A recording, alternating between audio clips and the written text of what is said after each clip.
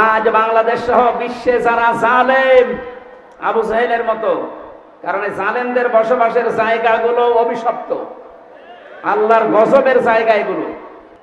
যে বিভিন্ন নম্বরওয়ালা বাড়ি যেগুলো 32, 33, 34, 35, 36 নাম্বারওয়ালা বাড়ি নেই। যত আস্তানা ছিল জালেমদের এ দেশে, প্রায় জালেমের আস্তানায় ভাঙা শেষ। এই এলাকায় মনে হয় এখনো শুরু হয়নি। ইট খুলে নিয়ে চলে গেছে, এমনকি টয়লেটের প্যান তাও খুলে নিয়ে চলে গেছে। ওইটাও রাখবো না। জালেমদের প্রতি আল্লাহরও রাগ, আর আল্লাহর বান্দাদের তো রাগ আছে। আবু জাহেলের যে বাড়ি আপনারা দেখতে পান কাবা শরীফের পাশে, এর চাইতে দামি জায়গা কি আর আছে দুনিয়ায়? কাবার পাশে শুধু জালেমের বসবাস ছিল ওই জায়গায়। ওখান থেকে দুর্বিসন্ধি করতো নবীর বিরুদ্ধে, ইসলামের বিরুদ্ধে, সাহাবীদের বিরুদ্ধে। এ কারণে আবু জাহেলের বাড়ি এখন ইন্টারন্যাশনাল পায়খানা। কথা বলেন না কেন? আজ বাংলাদেশ সহ বিশ্বে যারা জালেম, আবু জাহেলের মতো, কারণ এই জালেমদের বসবাসের জায়গাগুলো অভিশপ্ত, আল্লাহর গজবের জায়গা এগুলো। যারা এখানে হজ করতে গেছে, যে হাজী সাহেব, একটা জায়গা আছে মুজদালিফার রাতে, যেখান থেকে মানুষ পার হয়, কিছুটা জায়গা একটু দৌড়ানো লাগে, কারণ এটা গজবের জায়গা। আবু জাহেলের বাড়ি থেকে যেহেতু দুর্বিসন্ধি হতো নবীর বিরুদ্ধে, ইসলামের বিরুদ্ধে, আল্লাহর বিরুদ্ধে, এজন্য আল্লাহ এমন শাস্তি দিয়েছে কিয়ামত পর্যন্ত এটা ইন্টারন্যাশনাল পায়খানা।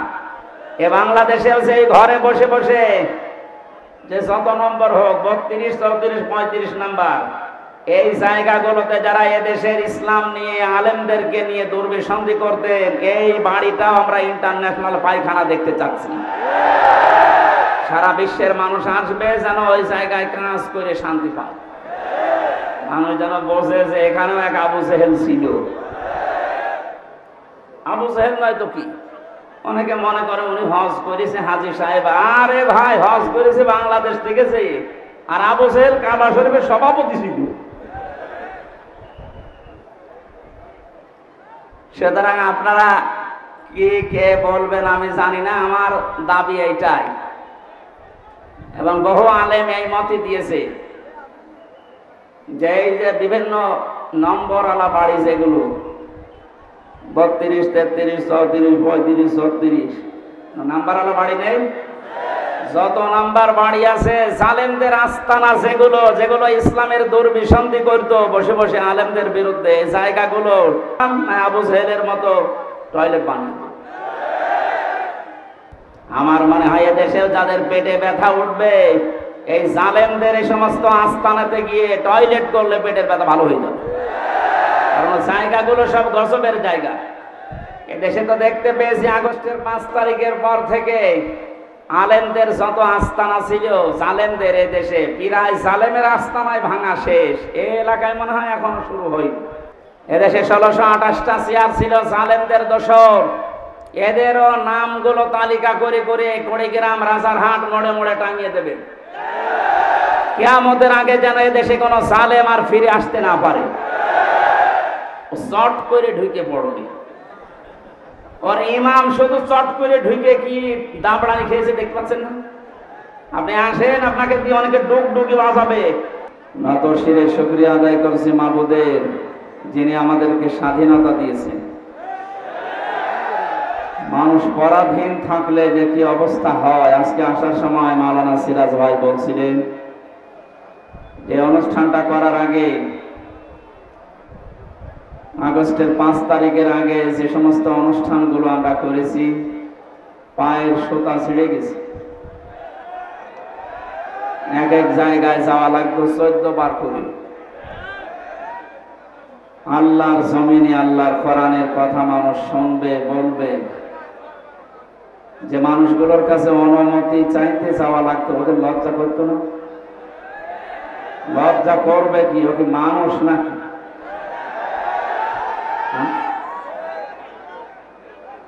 মানুষ হলে তাদের কাছে কোরআনের কথা বলতে যাওয়ার জন্য অনুমতি চাইতে যাওয়া লাগবে। তারা মানুষ কি করে হয়? এটা তো শুধু মুসলমানদের জন্য আল্লাহ দেয়নি। হাযা বায়ানুল লিন্নাস, হুদাল লিন্নাস। এই বায়ানে বক্তব্য পৃথিবীর মানুষের জন্য, সে যে ধর্মে বসবাস করতে পারে। সুতরাং এই বক্তব্যগুলো আল্লাহ দিয়েছেন তামাম পৃথিবীর সব মানুষের জন্য। তাও আল্লাহ দিয়েছেন জীবিত মানুষদেরকে আমার কোরআনে কারিম শোনা। হাদা বায়ানুল লিন্নাস ওয়া হুদান ওয়া রাহমাতুল লিকাওমিন ওয়া মাউইযাতুল লিল মুত্তাকিন। আল্লাহ তাআলা বলেন এর ভেতরে যত বক্তব্য আছে আমি আল্লাহ দিয়েছি এটা জিন্দা মানুষের জন্য।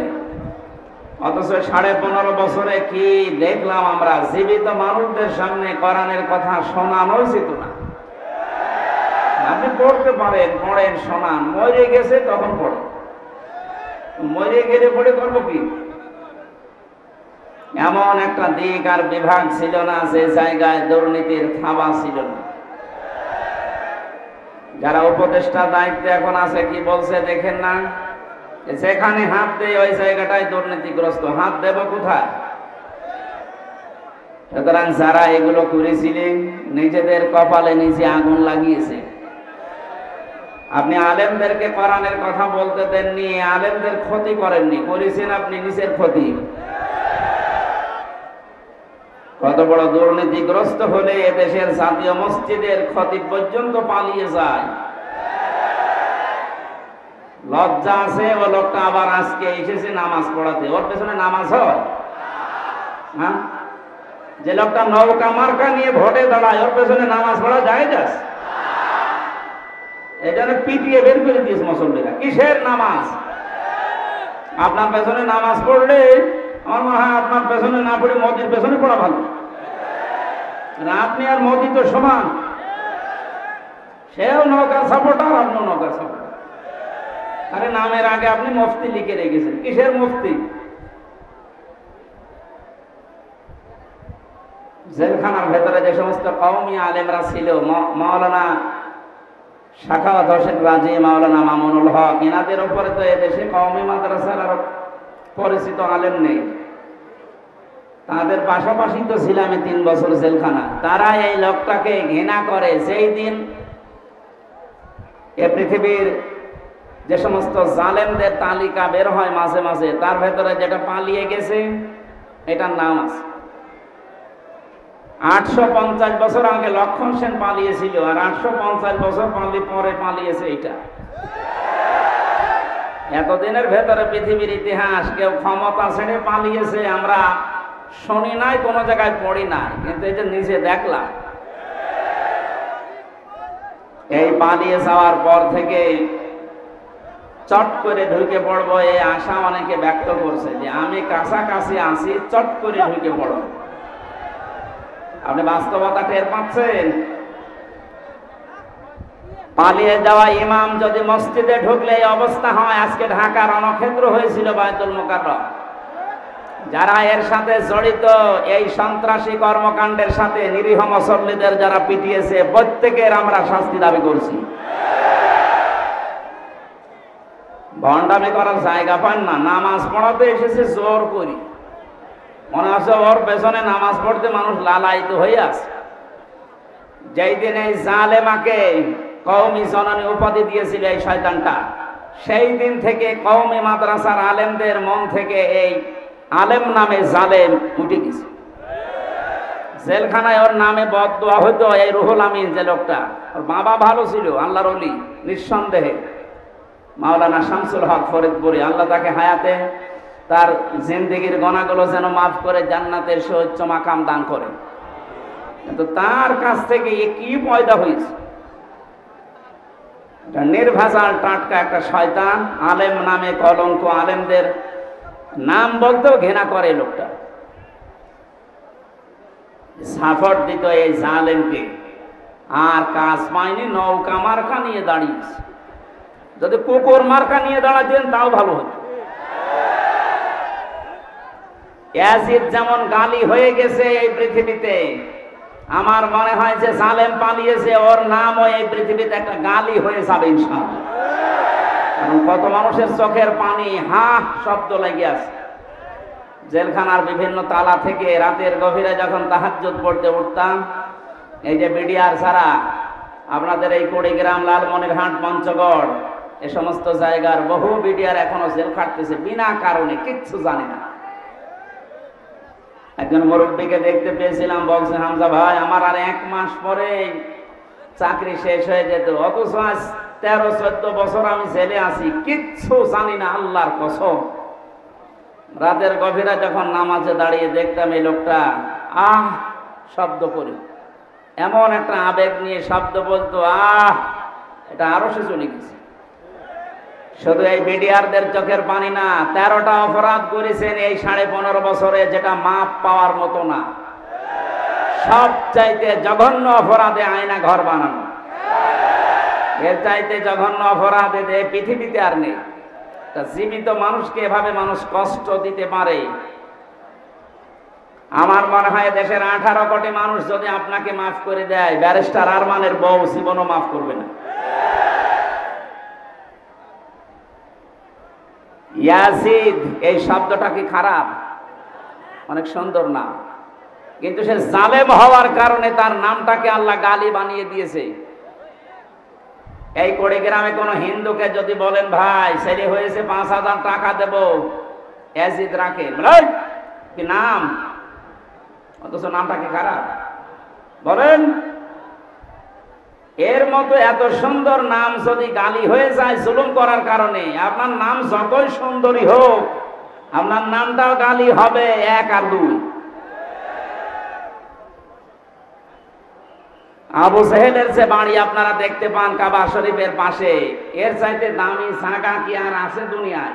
কাবার পাশে শুধু জালেমের বসবাস ছিল ওই জায়গায়। ওখান থেকে দুর্বিসন্ধি করত নবীর বিরুদ্ধে, ইসলামের বিরুদ্ধে, সাহাবীদের বিরুদ্ধে। এ কারণে আবু জেহেলের বাড়ি এখন ইন্টারন্যাশনাল পায়খানা। কথা বলেন না কেন? আজ বাংলাদেশ সহ বিশ্বে যারা জালেম আবু জেহেলের মতো, কারণ জালেমদের বসবাসের জায়গাগুলো অভিশপ্ত, আল্লাহর গজবের জায়গা এগুলো।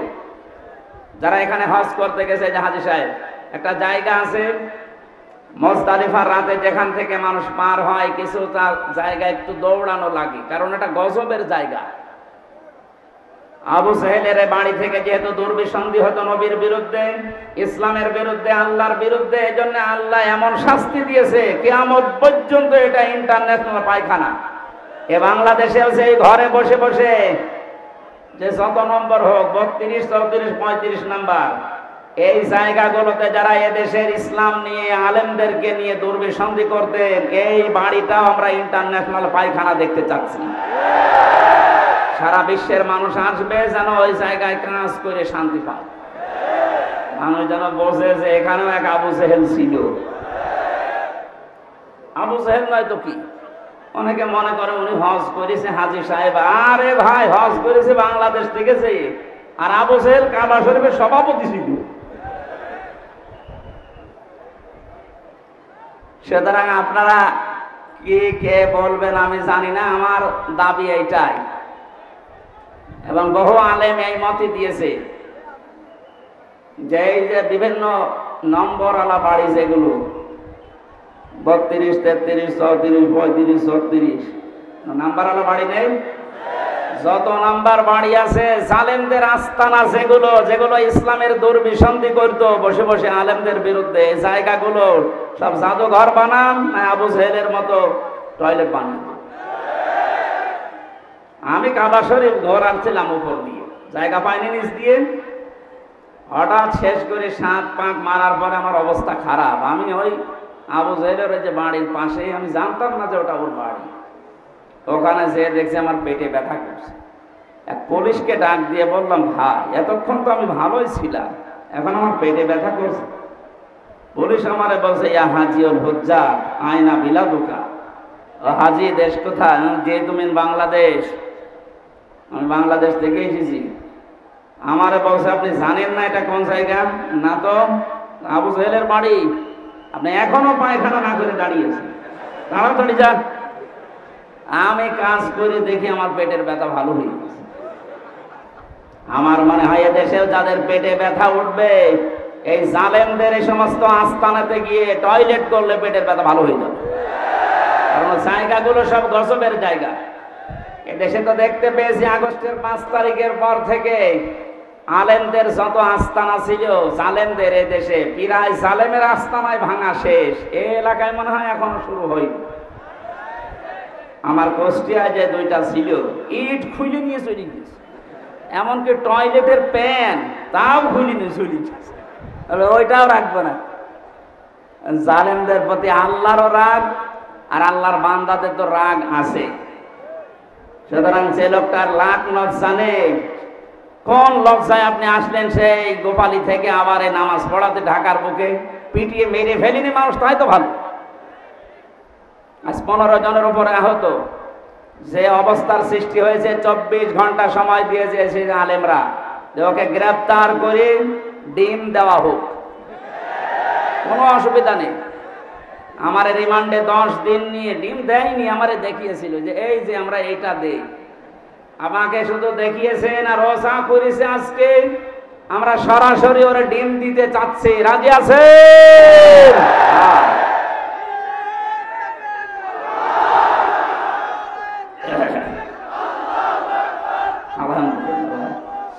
না, জালেমদের আর কোনো ছাড় নেই। মাওলানা মামুনুল হক জানিয়েছেন এই দেশে যারা জালেম প্রকাশ্য, বড় বড় জালেম যেগুলো 1628 জন বড় বড় জালেমের তালিকা হয়েছে, ওরা আলেমদের তালিকা করত। আমি জেলে বসে আছি কাশিমপুর কারাগারে গাজীপুরে, আর আমার নামে তালিকা করেছে 116 জনের নাম শোনেননি? তার ভেতরে আমার নাম। আমি বলছি আমি জেলে, আর আমার তালিকা হয়ে যাচ্ছে। এদেশে 1628টা চেয়ার ছিল জালেমদের দোসর। এদেরও নামগুলো তালিকা করে করে কুড়িগ্রাম রাজারহাট মোড়ে মোড়ে টাঙিয়ে দেবে। কিয়ামতের আগে যেন এদেশে কোনো জালেম আর ফিরে আসতে না পারে। চট করে ঢুকে পড়বে। ওর ইমাম শুধু চট করে ঢুকে কি দাবড়ানি খেয়েছে দেখতে পাচ্ছেন না? আপনি আসেন, আপনাকে দিয়ে অনেকে ডুগডুগি বাজাবে, বিশেষ করে রংপুরের আবু সাইদের মা। আমি কয়েকদিন আগে গিয়েছিলাম, ওর বাবা বলছে আমার এই ছেলেটা ছোটবেলা থেকেই প্রতিবাদী। আমার বাবা আমার এই ছেলেটাকে যা করেছে, যারাই করেছে এর সাথে যারাই জড়িত, আমরা সবার বিচার আল্লাহর কাছে দিয়েছি। যেহেতু বিচার আল্লাহর কাছে আছে, আপনি এ সাহস জীবনও করবেন না যে চট করে চলে আসবো। আপনাকে কিন্তু এরকম আবু সাইদের মা, আবু সাইদের বাবা বহু বসে আছে বিভিন্ন জিনিস বানানোর জন্য। আমি বানিয়ে বলছি না, বাস্তব এটা। 1000-এর উপরে মানুষ জীবন দিয়েছে 5 তারিখের আগে। আমার কুষ্টিয়ায় 16 জন, আমার সামনে 14 জন মারা গেছে এক জায়গায়। যে সমস্ত পুলিশ অফিসারদের কথা মতো নিম্নের যে পুলিশ কনস্টেবল যারা অফিসার যারা এই কাজ করেছিলেন তওবা করবেন। আর যারা এই বড় বড় এই গুরু ঠাকুরগুলো, এদের কোনো মাফ নেই। আজকে একটা ধরেছে আর্মি মশিউ, এই শয়তানকে যদি জেলখানার ভেতরে এই বিএনপি আর জামাতের লোকজন পায়, ওরা মনে হয় পিটিয়ে মেরে ফেলে। কারণ আমি তো দেখেছি ওর উপর রাগ কি মানুষের, একেবারে বান্টু একটা মানুষ। ও বলে নাকি যে বিএনপি জামাতের লোক না মানলে আমার শরীরে জোশ আসে না। এবার নেন আর্মির হাতে পুলিশ, পিটিয়ে সোজা করে ফেলবে। এই জন্য সাধারণ পুলিশ কনস্টেবল যারা এই মানুষগুলো হুকুমের আসলে দাস ছিল, এদের কিছু করারও ছিল না। তারপরেও এরা আরো নিরপেক্ষ থাকতে পারত। যে মানুষগুলো হুকুম দিয়েছে, এই যে বেনজির, কিসের বেনজির? ওর কোনো নজির নেই। এই লোকটা সহ এখন যারা জেলখানায় আছে, পুলিশের সাবেক আইজি, এর আগের আইজি, এরপরে কিছু মানুষকে ওএসডি করেছে। আর যারা ধরা পড়তেছে, আর ওই যে হাউং আঙ্কেল আছে, হাউং আঙ্কেল, এইগুলো সহ যেন আমার তালিকা আজকে আমি দেখলাম দুপুর বেলা 180 জনের একটা তালিকা করেছে। এই জালেমদের বড় বড় দোসর যারা প্রশাসনে ছিল, একটাকেও দেশের মানুষ ক্ষমা করবে না ইনশাআল্লাহ। জুলুম করলে আল্লাহ মামলা দেবে, তিনি জানিয়েছে। আর আমরা তো 100টা দেব। আমার ধরার পরে পড়েছিল যা যা বলতে বলছে, এগুলো যদি না বলেন 50টা মামলা দেব। আমার মামলা কয়েকদিন আগে সব খারিজ হয়ে গেছে, সব খারিজ হয়ে গেছে, কোনো মামলা আর নেই, বেকসুর খালাস।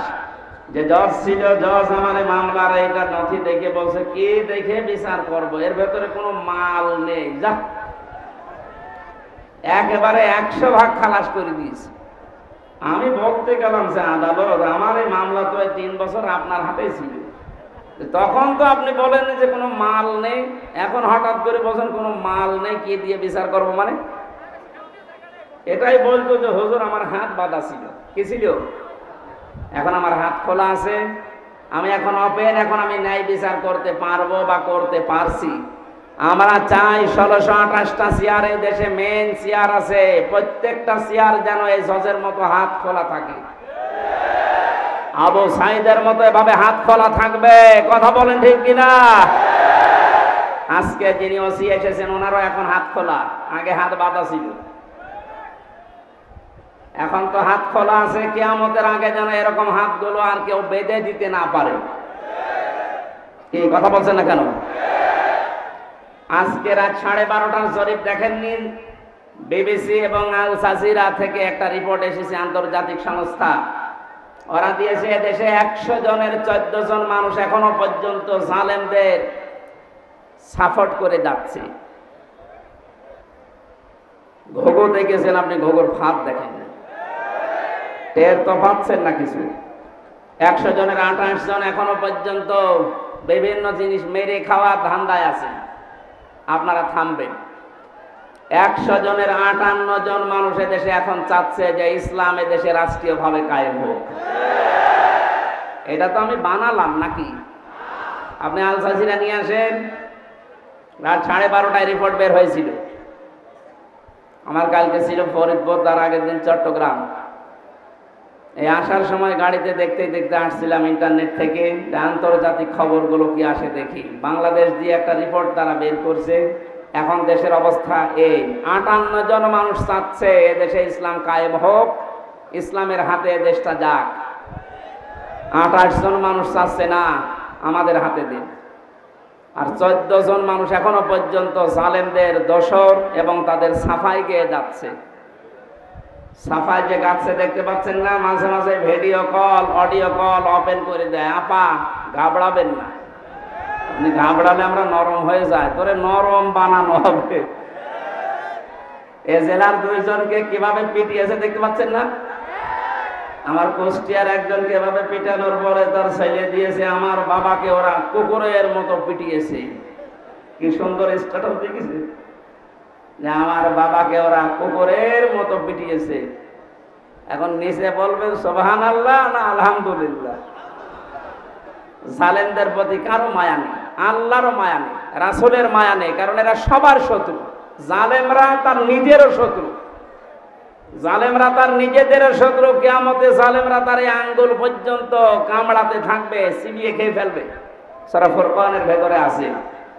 এই জন্যে জুলুম যারা করেছেন আপনার দুনিয়া শেষ, আখেরাত তো শেষ আগে।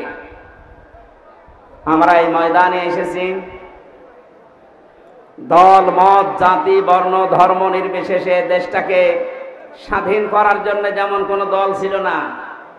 বাংলাদেশ জামাতে ইসলামের কেন্দ্রীয় আমির ডাক্তার শফিকুর রহমান কয়েকদিন আগে ঘোষণা দিয়েছেন দেশ স্বাধীন করার জন্য যারা জীবন দিয়ে গেল, এখনো 2700 মানুষ হাসপাতালে বেঁধে কাতরাচ্ছে। এরা কোনো দলের মানুষ না, এরা এই দেশের সম্পদ। এরা কি কোনো দলের মানুষ? সবগুলো দেশের সম্পদ। এরা জাতির শ্রেষ্ঠ সন্তান। যদি মুক্তিযোদ্ধা বলতে হয় এদেরকে বলা যায়। ভুয়া মুক্তিযোদ্ধা যেগুলো আছে আমার মনে হয় এগুলো ভাতা বন্ধ করে দিয়ে ওই ভাতা এখন এই 2700 মানুষকে দেওয়া দরকার। কিছু না করেই তুমি আন্দাজে। আল্লাহ আমাদেরকে আজকে সূরা আহজাব থেকে কিছু কথা তাফসীর আকারে শোনার তৌফিক যেন সামনে দেন। যাদেরকে নিয়ে আসলেন কষ্ট করে যারা বসে আছেন বলেন আলহামদুলিল্লাহ, বলেন জোরে আলহামদুলিল্লাহ। দরুদ আর সালাম পড়ছি আমাদের নবী মানবতার মহান শিক্ষক মুহাম্মদ রাসূলুল্লাহ সাল্লাল্লাহু আলাইহি ওয়াসাল্লামের প্রতি। রবিউল আউয়াল মাস, এটা আমি আলোচনা করতে চেয়েছিলাম সূরা আরাফ থেকে, দেখলাম না এটা রবিউল আউয়াল মাস চলছে, কিছু কথা বলা দরকার এই মাস সম্পর্কে। যে বিশ্বনবী মুহাম্মদুর রাসূলুল্লাহকে আল্লাহ এই মাসে পাঠিয়েছিলেন।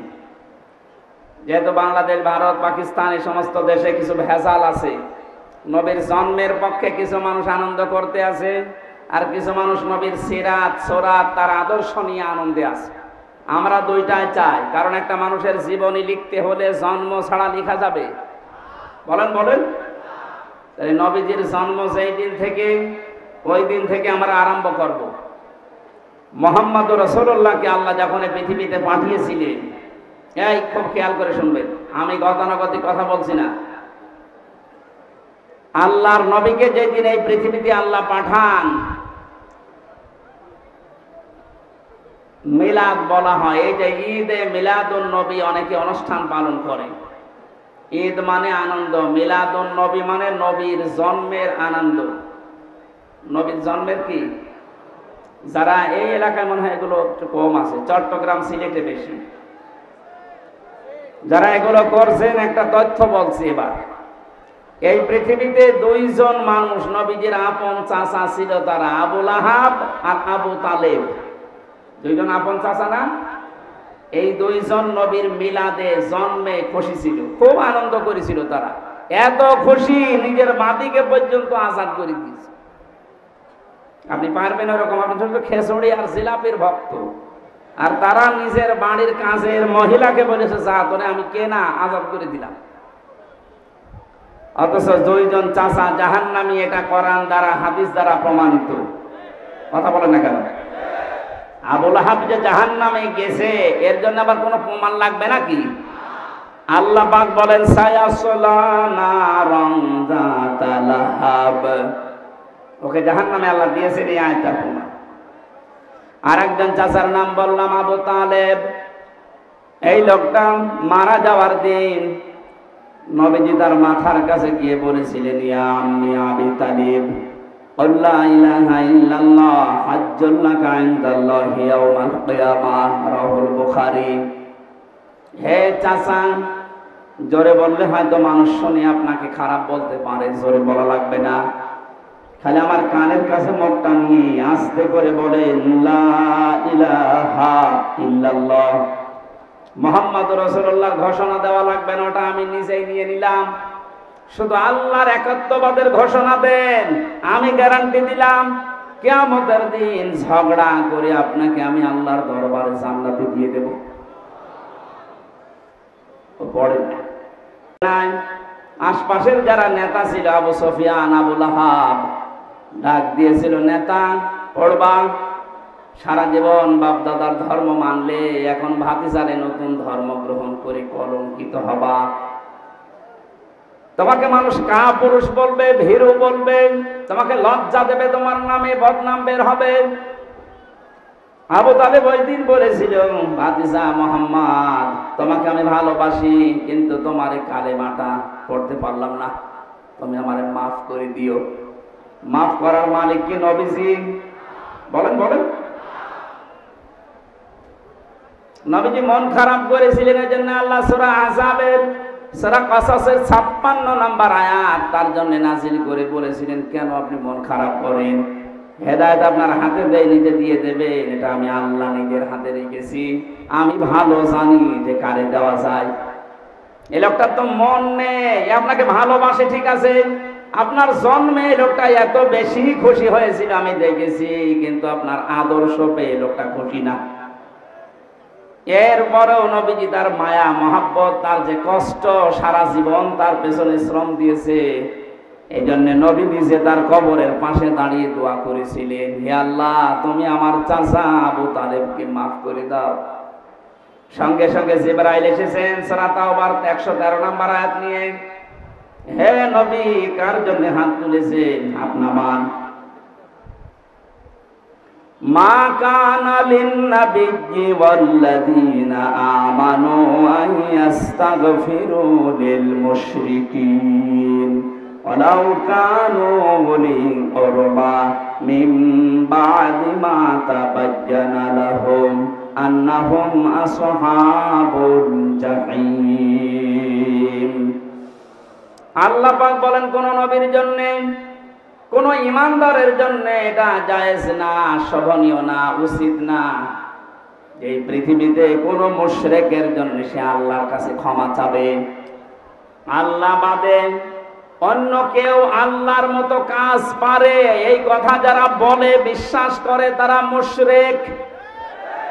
এটা আবার দলিল দেওয়া লাগবে? আমি আবার বলছি, এদিকে তাকান, আল্লাহ যেটা পারে ওইটা অন্য কেউ পারে এই কথা বিশ্বাস করার নাম শিরিক। আর শিরিক যে করে সে মুশরিক। এ পর্যন্ত মানেন তো? এই কথা বলেন না কেন? আল্লাহ যেটা পারে ওটা অন্য কেউ পারে এই বিশ্বাস করার নাম শিরিক।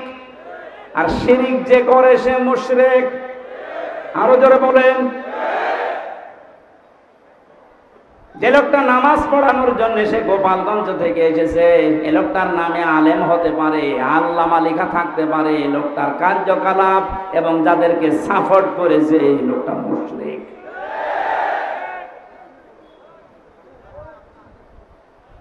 জালেমের পক্ষে যদি কেউ অবস্থান নেয়, তিরমিজি শরীফের হাদিস, নবীজি বলেন কিয়ামত পর্যন্ত কোন মানুষ যদি কোন জালেমকে সাপোর্ট করে, ভালোবাসে, সমর্থন জানায়, সে আমি নবীর উম্মত থেকে বের হয়ে যায়।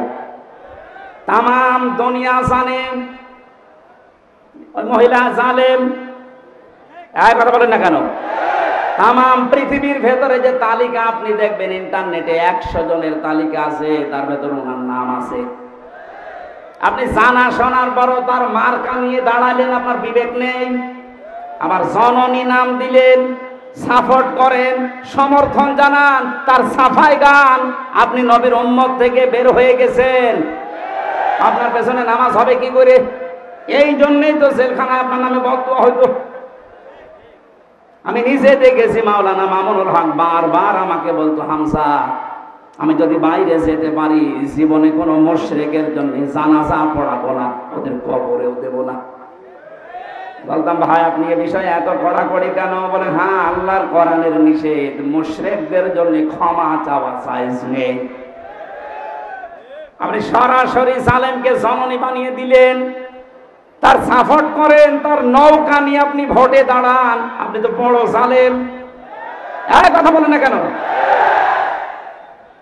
কি করতেন আপনি নৌকা নিয়ে? পাশ করার পরে ওরা মদের বিরোধী পক্ষে আইন পাশ করতো, আপনিও সাপোর্ট দিতেন। তাহলে আল্লাহ যেটা নিষেধ করে ওটা কেউ যদি করতে চায় সে শিরিক করে। আর শিরিক যে করে সে মুশরিক হয়ে যায়। মুশরিকের জন্য দোয়া করা নবীর জন্যও জায়েজ নেই, ইমানদারের জন্যও জায়েজ নেই। যদিও এটা আপনার আত্মীয় হয়, আপনার নিজের এলাকার মানুষ বলে আপনি সাপোর্ট করবেন। এবার কোরআনের আয়াত একটা শোনেন, আপনি তো নিজেও জানতেন, ইয়াউমা নাদউ কুল্লা উনাসিম বিইমামিহিম। সূরা বানী ইসরাঈলের ৭২ নম্বর আয়াতের প্রথম অংশে আছে, রংপুর কুড়িগ্রাম এলাকার মানুষেরা কান খাড়া করে শোনেন আর বিবেক দিয়ে ভাবেন। বুদ্ধি আল্লাহ আপনাকে এমনি দেয়নি, শুধু জিলাপি খেয়ে রবিউল আউয়ালে শেষ করে দেবেন এর জন্য আপনাকে আল্লাহ পাঠায়নি, পাঠিয়েছে আপনার বিবেককে কাজে লাগাতে। আপনি একটু ভাবেন তো, কিয়ামতের দিন আল্লাহ বলেন আমি তোকে ডাকবো বিচারের জন্য, কিন্তু তোকে একা ডাকবো না, আগে ডাক দেব তোর নেতা নেত্রীকে, এরপরে তোকে। এটা তো আমি বানালাম না? ইয়াউমা নাদউ কুল্লা উনাসিম বিইমামিহিম। সূরা বানী ইসরাঈল 15 নম্বর পারা 8 নম্বর পৃষ্ঠার 3 নম্বর লাইনের 72 নম্বর আয়াতের প্রথম অংশে আছে। যত তাফসীর আমি পড়েছি জীবনে সব মুফাসসির আয়াতের ব্যাখ্যায় একই কথা লিখেছেন।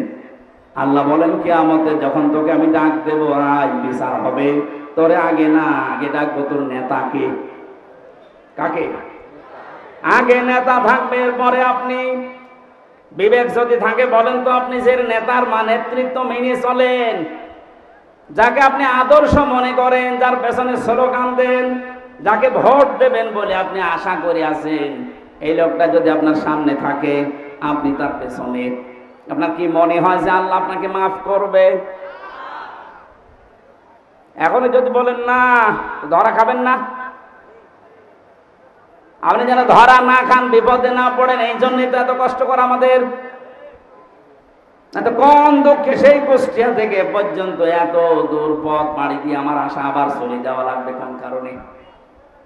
আপনি যাচ্ছেন, আমি দেখতে পাচ্ছি কোরআনের চোখ লাগিয়ে যে জাহান্নামে যাচ্ছেন, আপনি ধরা খাবেন।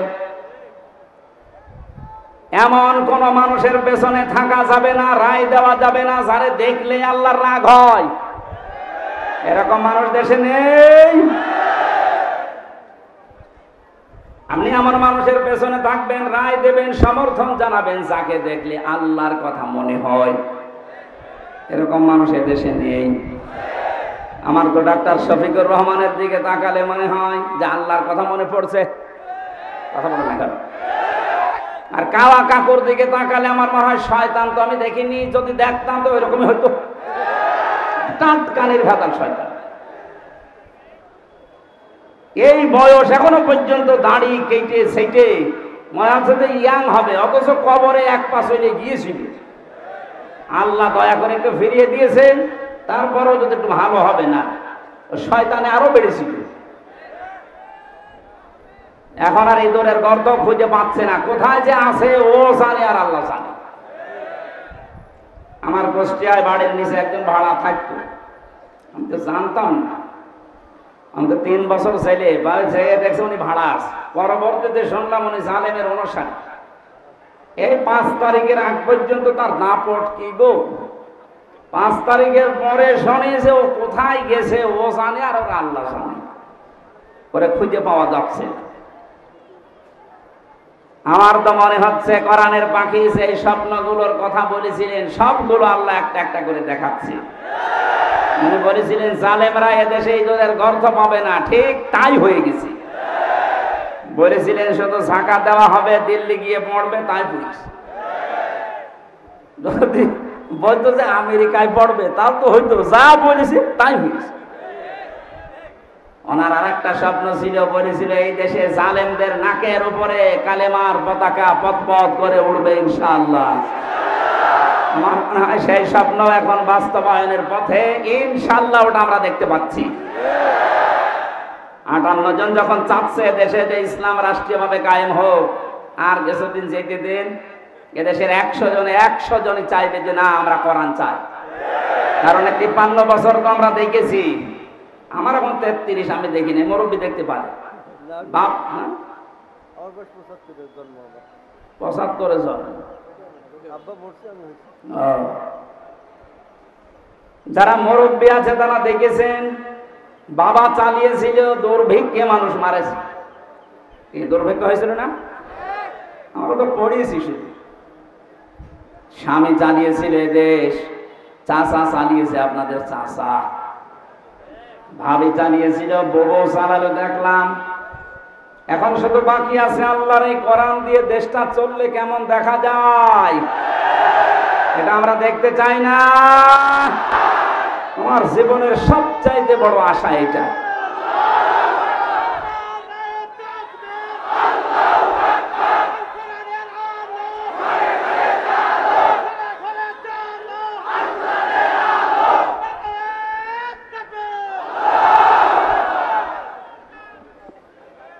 মুসাফির অবস্থায় আছি এখন, মুসাফিরের দোয়া আল্লাহ ফেরত দেয় না। বড় আশা নিয়ে বলছি, মাবুদ 1000 লক্ষ মানুষকে নিয়ে তোমার দরবারে মোনাজাত করছি, জীবনে শুধু চর্মচোখে এটা যেন দেখতে পারি যে কালাম দিয়ে বাংলাদেশের 56,000 বর্গ মাইল চলছে। এটা একটা মিনি জান্নাত হয়ে যাবে, আপনি টের পাচ্ছেন না তাই। অনেকে যারা লাল পানি খায়, যারা বাবা খায়, যারা আকিস বিড়ি খায়, এখানে তৈরি হয় না জলিল বিড়ি, এরা মনে মনে ভাবে যে ইসলাম যদি এদেশে চলে আসে তাহলে আমি বিড়ি খাবো কি করি, আমি লাল পানি খাবো কি করে। শোনেন, এই যে ইনি মসজিদের খতিব, লিখা দেখলাম, মসজিদের ভেতরে যদি এই দাড়ি কাটা মানুষটা যায়, এখন মনে করেন বিড়ি খাওয়ার অভ্যাস আছে, নেশা আছে, মসজিদের ভেতরে ঢোকার পরেও নেশা থাকবে? যদি নেশা লাগেও সে পরিবেশ মসজিদে খেতে পারবে? বলেন বলেন কেন? কারণ পুরাটা জায়গা আল্লাহর রহমত দিয়ে ঘেরা। মসজিদ রহমতের জায়গা, এ কথা কার? আল্লাহুম্মা আফতাহলি আবওয়াবা রাহমাতিকা, হে আল্লাহ তোমার রহমতের সব দরজা খুলে দাও। এজন্য রহমত পেতে হলে মসজিদে যাওয়া লাগবে। কোথায় যাওয়া লাগবে? পৃথিবীতে রহমতের জায়গা মসজিদ, আর মসজিদের বাইরে যা আছে দুনিয়ার সবগুলো গজবের জায়গা, বিশেষ করে মাজারগুলো। অনেকে মনে করছে মাজার, হ্যাঁ মাজার কেন বললাম, নবীজি জানিয়েছেন কিয়ামতের দিন দুই প্রকার মানুষকে আল্লাহ সবচাইতে কঠিন শাস্তি দেবেন। তার এক নম্বরে যারা মাজারের খাদেম ছিলেন।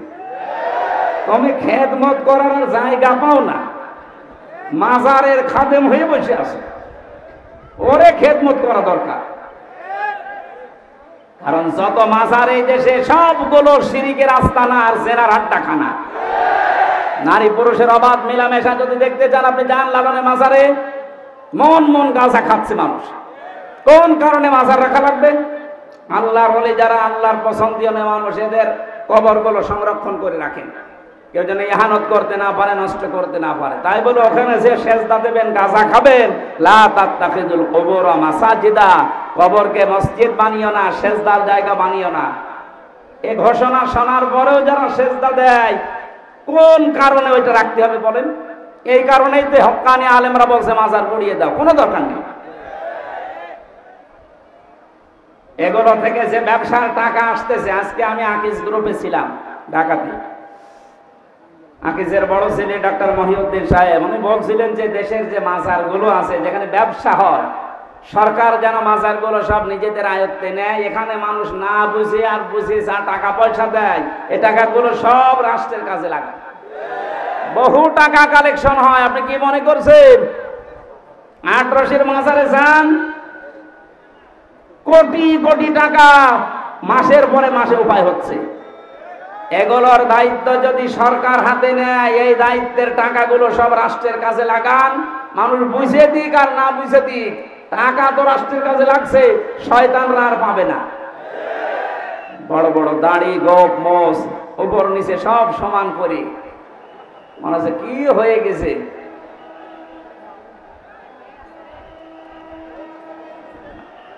সাবধানে থাকবেন, ট্রেন আসতেছে।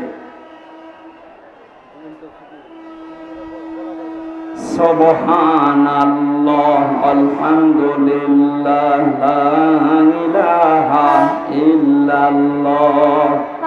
সুবহানাল্লাহ, আলহামদুলিল্লাহ, লা ইলাহা ইল্লাল্লাহ।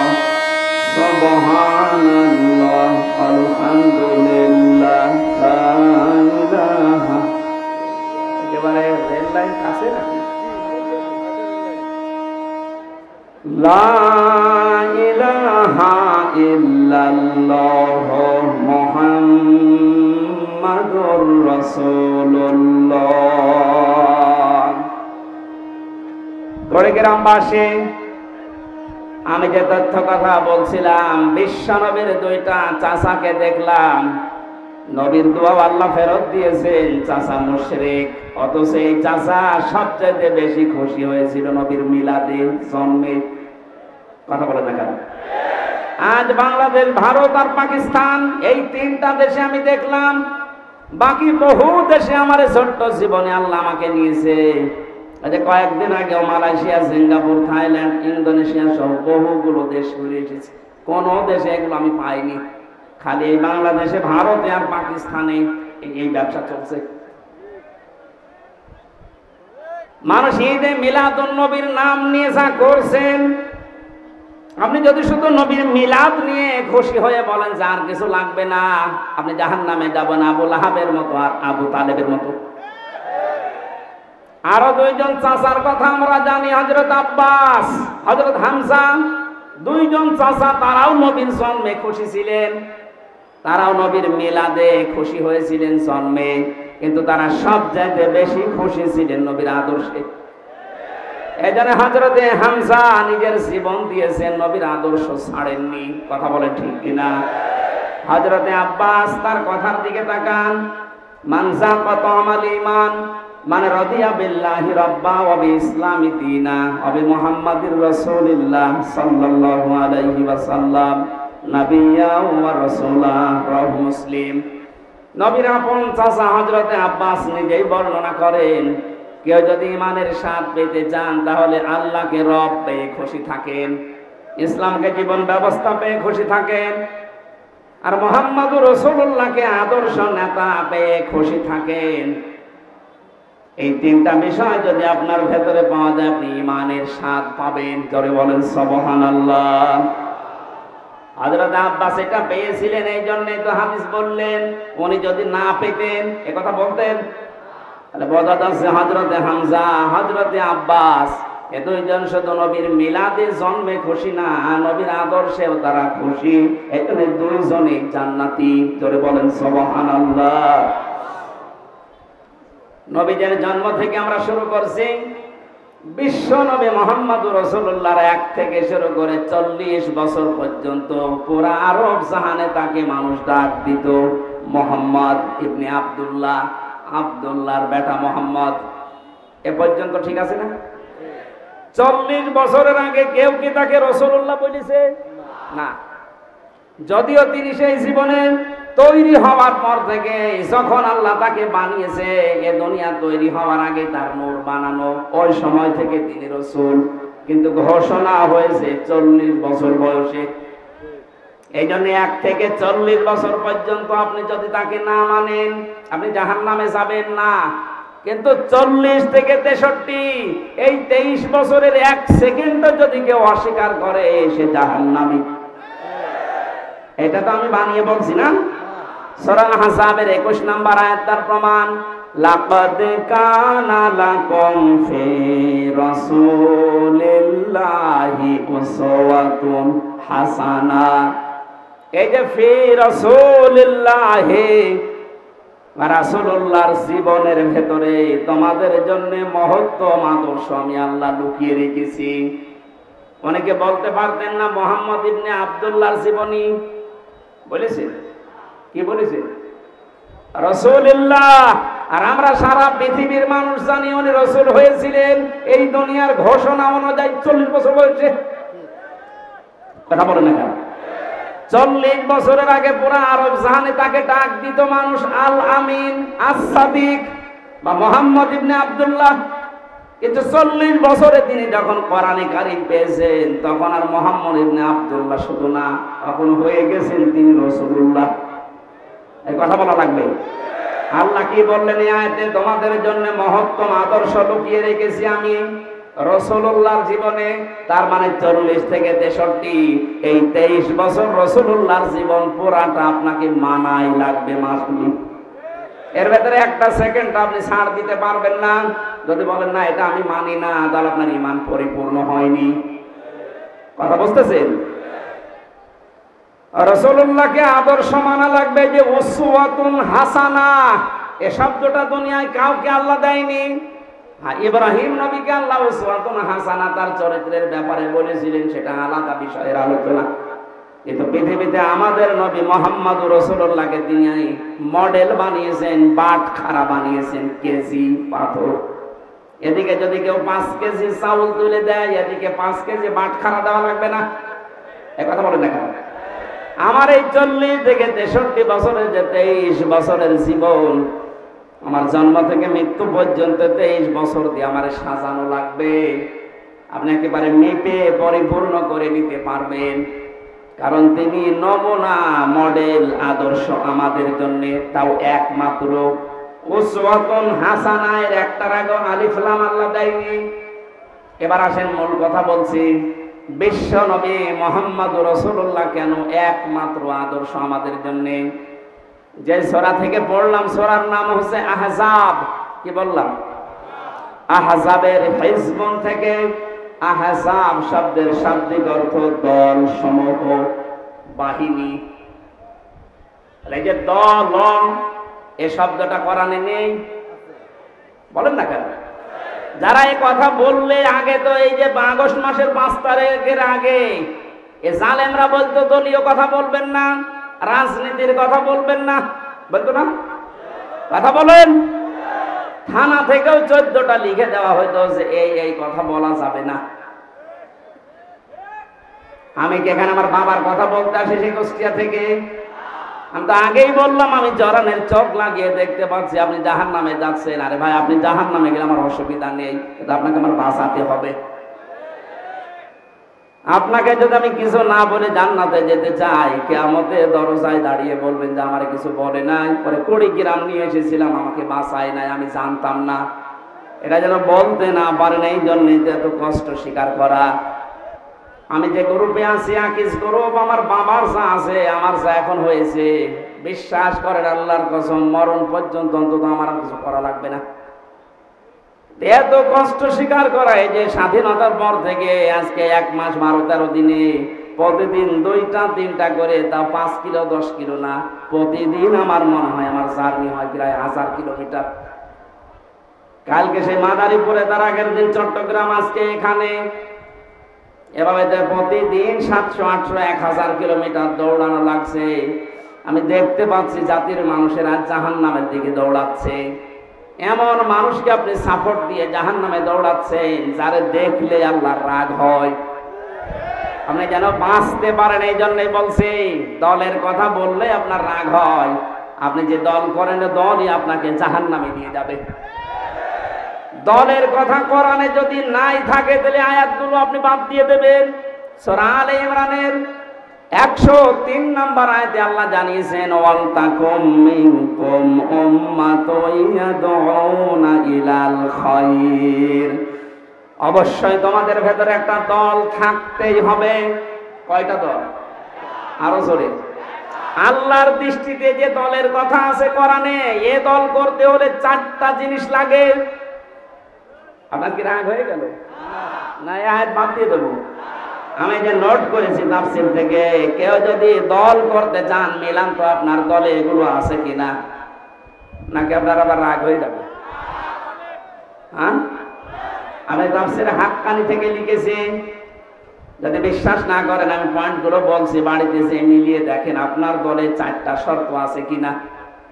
একটা দল যদি কেউ করতে চায়, কমপক্ষে একটা দলের ভেতরে 4টা জিনিস লাগে। প্রথমে লাগে একজন নেতা। নেতা ছাড়া দল হবে?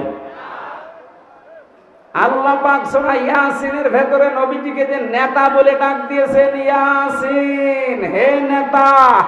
এই সিন শব্দের ভেতরে 7টা ব্যাখ্যা পেয়েছি।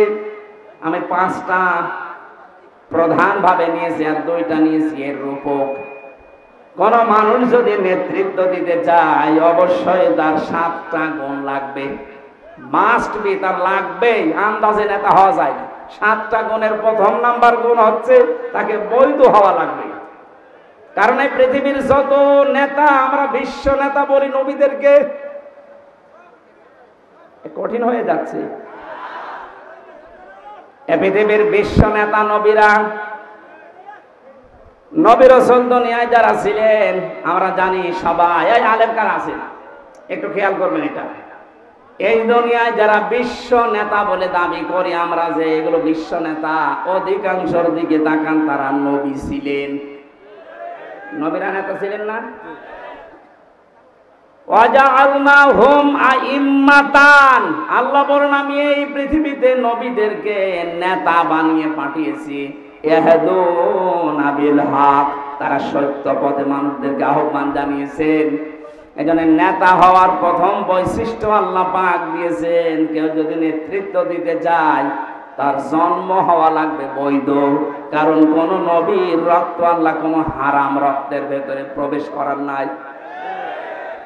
আজ বিশ্ব নেতার দিকে তাকান, পৃথিবীতে বহু মানুষ নিজেকে বিশ্ব নেতা বলে দাবি করছে, অনেককে করাচ্ছে, অথচ তাদের জন্ম ঠিক নেই। তাদের মা এক ধর্মের, বাবা এক ধর্মের। আমি বেশি বলে ফেললাম। আমার ফাঁসি চাই, এ বইটা কিনে দেখেন। আপনার যদি রাগ হয়, বীর মুক্তিযোদ্ধা মতিয়ার রহমান রেন্টুর লিখা, লেখেন। এই বইটা নিয়ে আসেন, এখন বাজারে পাওয়া যাচ্ছে। 15 বছর তো বাজেয়াপ্ত ছিল, এখন পাওয়া যাচ্ছে। দেখেন, মা এক ধর্মের, বাবার এক ধর্মের। আপনি আন্দাজে বিশ্ব নেতা বানিয়ে দিলেই হবে। নবীদের কথা বলছিলাম কেন, এটা কোরআন থেকে। এবার দলিল নেন। হযরতে ঈসা, উনি নবী না। এরা কোন জামানায় আছে? হযরতে ঈসা কি আরো জোরে বলেন। উনি যে নেতা ছিলেন কোনো সন্দেহ আছে? ওনার জন্মের পরেই জাতির লোকেরা ওনার অবৈধ বলেছিল। আল্লাহ পাক বলেন ফাশারাতে ইলাইহি ক্বালু কাইফা নুকাল্লিমু মান কানা ফিল মাহদি সাবিয়্যা। হযরতে মরিয়ম ইশারা দিয়েছিলেন দোলনার দিকে যে এই ছেলেটাকে জিজ্ঞাসা করো, নিজেই বলবে অবৈধ না অবৈধ। জাতির লোকেরা বলেছে ক্বালু কাইফা নুকাল্লিমু মান কানা ফিল মাহদি সাবিয়্যা, এতটুকু সিবিয়ান বাচ্চা কি করে দোলনা থেকে কথা বলবে? এ বলতে দেরি জাতির লোকের। হযরতে ঈসা দোলনা থেকে জবাব দিয়েছিলেন ক্বালা ইন্নী আবদুল্লাহ, আমি অবৈধ সন্তান না, আমি আল্লাহর বান্দা। এতটুকু তিনি শেষ করেননি। হযরত ঈসা দোলনা থেকেই তিনি বললেন আতানিয়াল কিতাবা ওয়া জাআলানি নাবিয়্যা, আল্লাহ পাক আমাকে সামনে কিতাব দেবেন এবং জামানার নবী করে আল্লাহ আমাকে পাঠিয়েছেন। ওয়া জাআলানি মুবারাকান আইনামা কুনতু ওয়া আওসানি বিস-সালাতি ওয়াজ-যাকাতি মা দুমতু হাইয়া। নেতৃত্ব যারা দেন, ও নেতারা কান খাড়া করে শোনেন। হযরতে ঈসা ডাক দিয়ে দোলনা থেকে জাতির লোককে জানিয়েছে আল্লাহ পাক আমাকে সামনে কিতাব দেবেন, জামানার নবী করে পাঠিয়েছেন। শুধু নবী না, ওয়া জাআলানি মুবারাকান আইনামা কুনতু, আমি যেখানেই থাকবো জায়গাটা আল্লাহ বরকতময় করে দেবেন। নেতাদের বৈশিষ্ট্য এইটা, প্রথম গুণ তাদের, তারা যেখানে যাবে আল্লাহ জায়গাটা বরকত দিয়ে ভরে দেয়। আজ দেশের দিকে তাকান, যে সমস্ত নেতা কোন জায়গায় গেলে ওই জায়গাটা ধর্ষণের সেঞ্চুরি করে, অন্যের বউ নিয়ে ভেঙে যায়। এই যে দরবেশের জীবনে পাওয়া যাচ্ছে না এখন। কোন ব্যাংকারের বউ নিয়ে ভেঙে গেছে। ঈসা আলাইহিস সালাম তিনি নেতা ছিলেন, তিনি বললেন আল্লাহ যেখানে আমাকে নেয় সেখানেই বরকত দিয়ে আল্লাহ ভরে দেয়। আপনি নবীর আদর্শের নেতা, তাকান আজ আমি নাম ধরেই বলছি ডাক্তার শফিকুর রহমান, যেখানেই যাচ্ছে মনে হচ্ছে বরকত দিয়ে ভরে যাচ্ছে। কুষ্টিয়ায় 16টা শহীদ পরিবারে 32 লাখ টাকা দিয়ে এসেছে কয়েকদিন আগে। এদেশে টাকা কুড়িগ্রাম 8 লাখ দিয়েছে। বরকতে ভরে যাচ্ছে, মানুষ তার চেহারা দেখার জন্য পাগল। টাকা লোক নেই এদেশে। দরবেশের মতো মানুষ 32 না 36,000 কোটি টাকা এমন নেতা যেখানে যায় শুধু মারিং, শুধু কাটিং। আর এমন মানুষকে আমরা দেখতে পাচ্ছি যেখানে যাচ্ছে বরকত দিয়ে ভরে যাচ্ছে। আপনি নেতা খুঁজে পান না, আন্দাজে লাফান।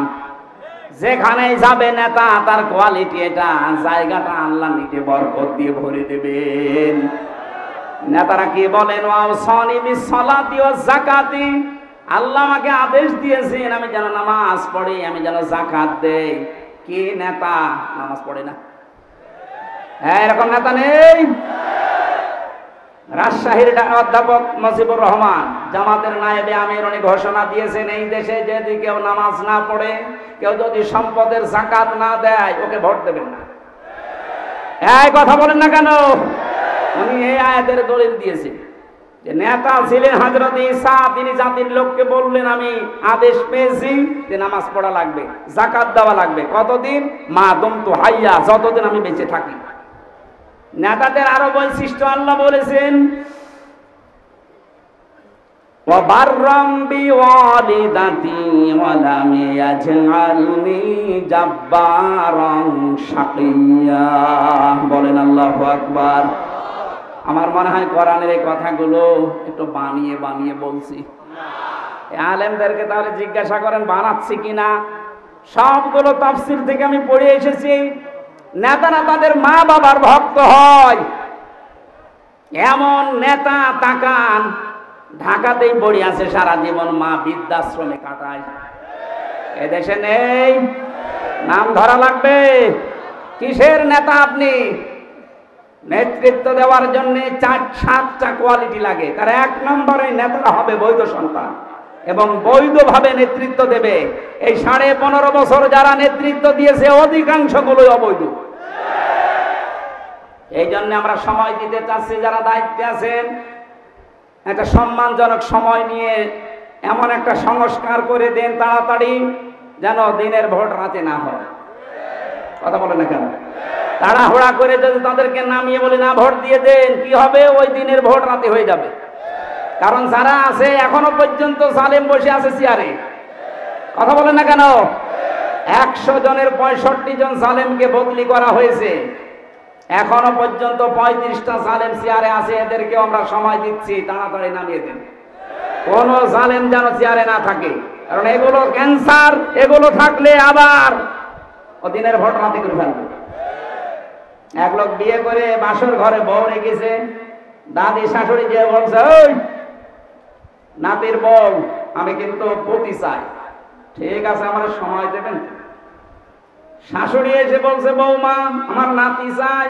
বলছে, মা আপনি সময় দেবেন না, কেবল আমি আসলাম, আপনার ছেলের সাথে এখন আমার দেখাও হয়নি। ননদ আর দেবর এসে বলছে, ভাবি কি করবা আমরা জানি না, আমাদের কিন্তু ভাতিজা চাই। ঠিক আছে। স্বামী এবার বাসর ঘরে এসে বলছে, বউ আমার কিন্তু বেবি চাই। বাবার মুখ তুলে বলছে, তো বংশ কি সব পাগল? এখন আমার কিছুই হইল না, 10 মাস 10 দিন যাবে, সংসার হবে, এরপরে তো কারো বেবি, কারো নাতি, কারো ভাতিজা, নাকি আমি ফ্লাক্সি লোড করে সব নিয়ে আসবো? দায়িত্ব যাদের দিয়েছি অন্তত 10 মাস 10 দিন সময় তো দেবেন, কেবল 1.5 মাস। সংস্কার আরম্ভ হয়েছে, জালেমরা থাকবে না ইনশাআল্লাহ, একটা জালেমও থাকবে না। সবগুলোকে চেয়ার থেকে নামিয়ে এখানে নতুন মানুষদের প্রেস করা লাগবে।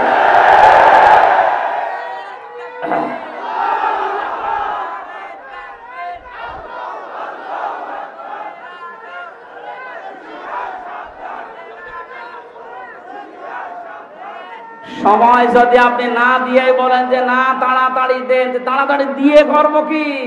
বাচ্চাকে আমি নিয়ে আসবো ফ্লাক্সি লোড করে বাইরে থেকে, আমার সংসার করা লাগবে না?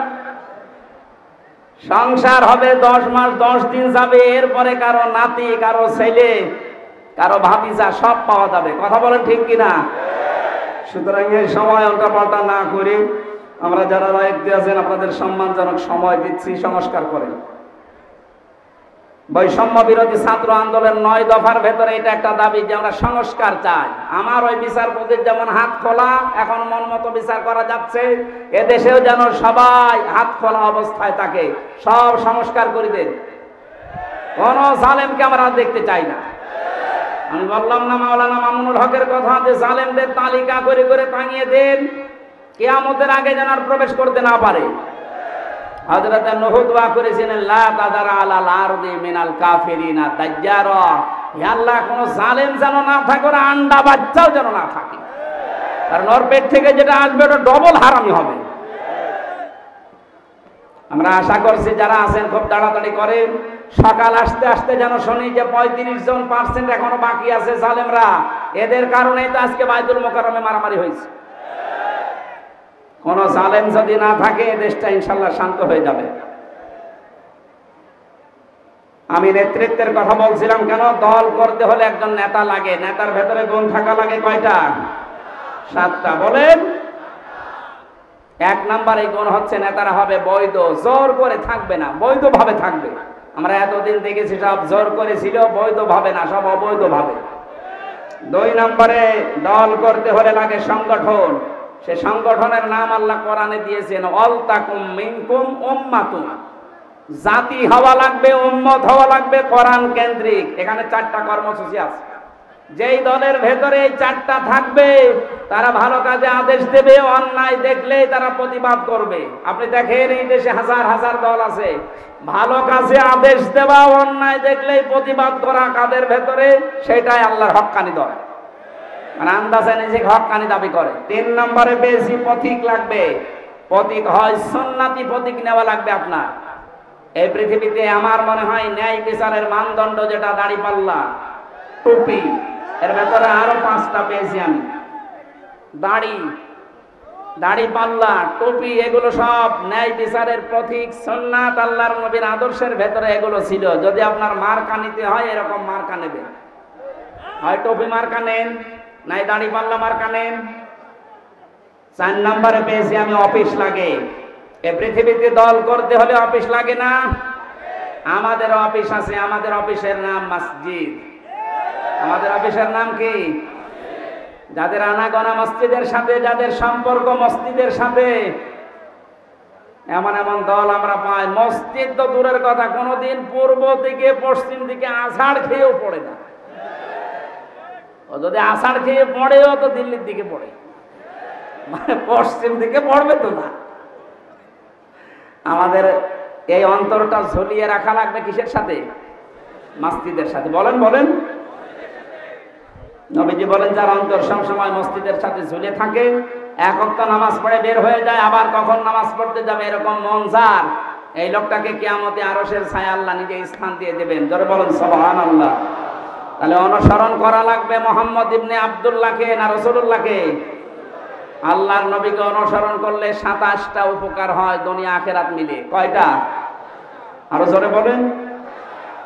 1 নম্বরে আল্লাহ পাক বলেন, এ পৃথিবীতে একজন মানুষকে আমি পাঠালাম যাকে অনুসরণ করলে এই জীবনের গুনাহগুলো মাফ হয়ে যায়।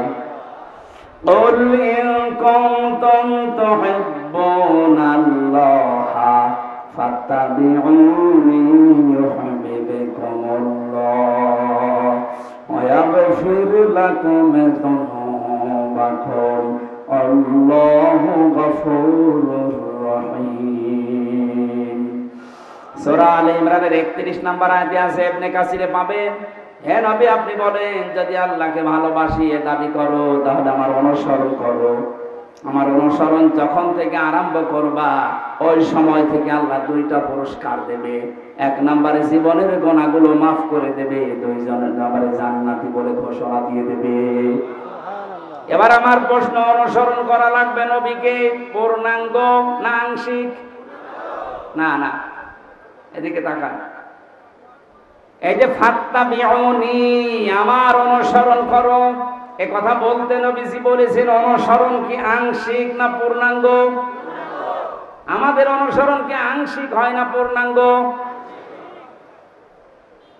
আমরা হয়তো আজ অনেকেই দাড়ি, টুপি, পাগড়ি, জুব্বা, খাবারের পরে মিষ্টি খাওয়া, মেশাক করা, এইগুলো নিয়ে ব্যস্ত।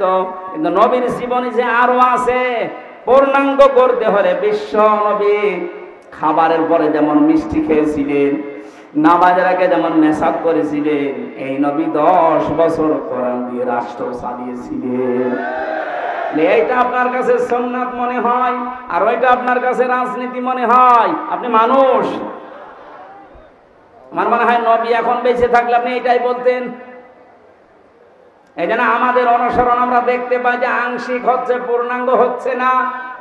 আর যারা যুগে যুগে দেখলাম পূর্ণাঙ্গ অনুসরণ করেছে, তারা মাপ পেয়েছে, তারা জান্নাতের গ্যারান্টি পেয়ে গেছে। আর যারা পূর্ণাঙ্গ অনুসরণ না করে আংশিক অনুসরণ করেছে, তারা জাহান্নামী, তারা মাফও পায়নি, জাহান্নামে গেছে। তার প্রমাণ আব্দুল্লাহ ইবনে উবাই। এরকটার অনুসরণ পূর্ণাঙ্গ না আংশিক? আংশিক ছিল। ওর পুরা জীবন আমি পড়েছি। আব্দুল্লাহ ইবনে উবাইয়ের পুরা জীবনের ভেতরে আমার এক জায়গায় শুধু টুটি পেয়েছি, ইসলাম দিয়ে, কোরআন দিয়ে দেশ চলুক, এইটাও চাইতো না। তাছাড়া বাকি সব অনুসরণকে পেয়েছি আমি। রাসূলের পেছনে নামাজ পড়তো, রাসূলের মতো দাড়ি রাখতো, জুব্বা গায়ে দিত, কাবা শরীফ তাওয়াফ করতো নবীর সাথে, হজে গিয়ে ইফতারি করতো নবীর সাথে। নবীজির কথা মতো নিজের নাম, বাবার নাম, ছেলের নাম, নাতি ছেলের নাম সব আব্দুল্লাহ রেখে দিয়েছে। কিন্তু এক জায়গায়ও কোনোদিন চাইনি যে ইসলাম দিয়ে মদিনা চলুক। এটা কেউ দুনিয়ার কাজ মনে করতো, রাসূলের পেছনে থাকতো না। আল্লাহ নবী এইটা কায়েম করার জন্য উহুদে যাচ্ছিলেন, তখন 300 লোক নিয়ে ভেগে গিয়েছিল। আজ যদি আপনার অনুসরণ রকম আংশিক হয়, ওর জন্য আল্লাহ দিয়েছিলেন ওয়ালা তুসাল্লি আলা আহাদিম মিনহুম, হোম আছে, হোম, এটা জমির বহু বছর। আব্দুল্লাহ ইবনে উবাইয়ের নাম যদি আল্লাহ দিয়ে দিতেন, তা আমরা কোনো চিন্তায় থাকতাম না, কারণ হোম দিয়ে আমরাও ঝামেলায় আছি। আল্লাহ বলেন শুধু এর না, এর মতো যারাই আসবে দুনিয়ায়, যারা শুধু আংশিক অনুসরণ করে, পূর্ণাঙ্গ না, হেনবি আপনি তাদের জানাজা দূরের কথা কবরের পাশে তোলাবেন না। আমার মনে হয় কোরআনের আয়াত যদি আজ নাজিল হওয়ার সিস্টেম থাকতো, বাংলাদেশে বহু মানুষের নামে আয়াত নাজিল হয়ে যেত। হয় না, কে বলেছে যে হোম আছে, এই হোম দিয়ে আপনি এর ভেতরে আছেন। যাদের অনুসরণ আংশিক হয়, শুধু পূর্ণাঙ্গ হয় না। আল্লাহ আমাদেরকে যে 27টা বিষয় আমি আজকে নোট করেছি আয়াত থেকে, তার একটা প্রমাণে রাসূলকে অনুসরণ করা লাগবে একমাত্র, কেবলমাত্র, শুধুমাত্র এই জন্যে, কারণ তাকে অনুসরণ করলে জীবনের গুনাহ মাফ হয়ে যায়। সম্মানিত মা বোন যারা এসেছেন, 6 জন নারীকে আপনার আদর্শ বলে ঘোষণা এসেছে হাদিস কোরআনে। তার 1 নম্বরে হযরতে খাদিজাতুল কুবরা রাদিয়াল্লাহু তাআলা আনহা। তাকে আল্লাহ সালাম দিয়েছিলেন যে কারণগুলোতে, তার অন্যতম কারণ তিনি স্বামীকে সাহায্য করতে, ইসলামের পথে চলতে, ইসলাম কায়েম করতে, ইসলাম প্রচার করতে যারা সাহায্য করেন স্বামীকে, যারা স্বামীর জন্য পাহারায় থাকেন, সব সময় স্বামীকে সাহায্য দোয়া করেন, তারা খাদিজাতুল কুবরার সাথে জান্নাতে থাকতে পারবে। আল্লাহ আমাদের মা বোনদেরকে খাদিজার মতো জীবন অনুসরণ করার তৌফিক দিন। আমরা ونشهد أن لا إله إلا الله وحده لا شريك له وأشهد أن محمدا عبده ورسوله الذي أرسله بالحق بشيرا ونذيرا وداعيا إلى الله بإذنه وسراجا منيرا. فقد قال الله تعالى في كلامه المجيد وبرهانه التوحيد: أعوذ بالله من الشيطان الرجيم. بسم الله الرحمن الرحيم.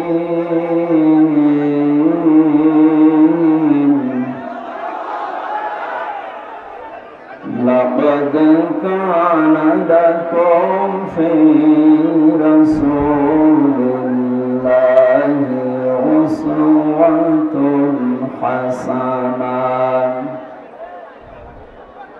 أسوة حسنة لمن كان يرجو الله واليوم الآخر وذكر الله كثيرا.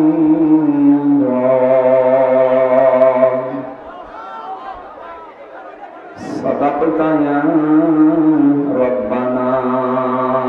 اللهم صل على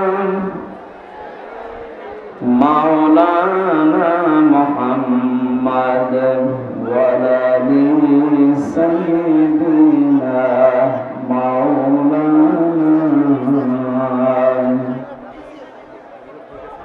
কত ব্যথা কত ভাবে সয়েছ যে তুমি, তোমারি খোলে তায়ে ভূমি। ফেরেশতা এসে চাই ধ্বংসের হুকুম, লৌহ মাখা মোহাম্মদ প্রাণেতে হাসরাত। হে আল্লাহ ক্ষমা করো এতায়ে ফেবাসী,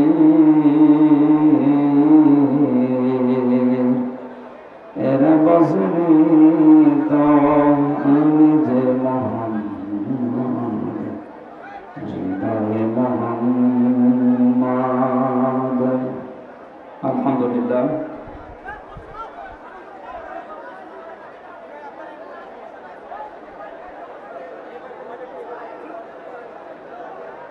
ছেলে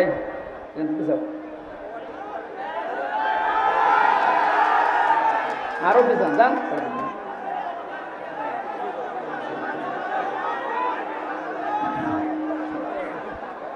ইকো আছে, ইকো অথবা রিভার্ব দেবেন হালকা, মাইকের আওয়াজ যেন কানে আসে, কথা বলবেন না।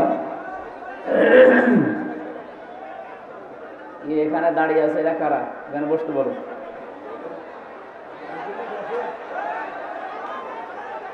কুড়িগ্রাম জেলার রাজারহাট থানার অন্তর্গত হাফেজে কোরআন ছাত্রদের পাগড়ি প্রদান অনুষ্ঠানে রাজারহাট নুরানি একাডেমি হাফিজিয়া মাদ্রাসা প্রাঙ্গণে, এটা কি মাদ্রাসা?